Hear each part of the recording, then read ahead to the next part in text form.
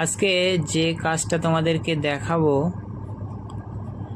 সে কাজটা হলো রান্নাঘরে সিঁড়ির তলায় যে রান্নাঘরটা আমরা ফিটিং করছিলাম, সে রান্নাঘরটা আজকে পুরো ওয়াল টাইলস কমপ্লিট হয়ে গিয়েছে। যাক, তোমাদেরকে দেখাই কেমন লাগছে।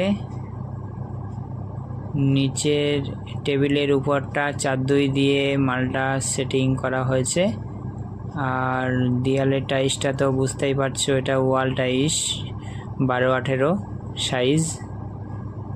যাই হোক, টেবিলের নিচেগুলো তোমাদেরকে দেখাই, র্যাকগুলো কেমন কি হয়েছে। এটা গ্যাসের জায়গা মিডলে,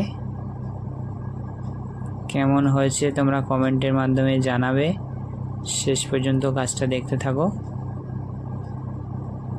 যাই হোক, এটা সিঙ্ক আর ব্ল্যাক স্টোনের সাইডে এই টাইলসটা মেরে দিয়েছি আমরা।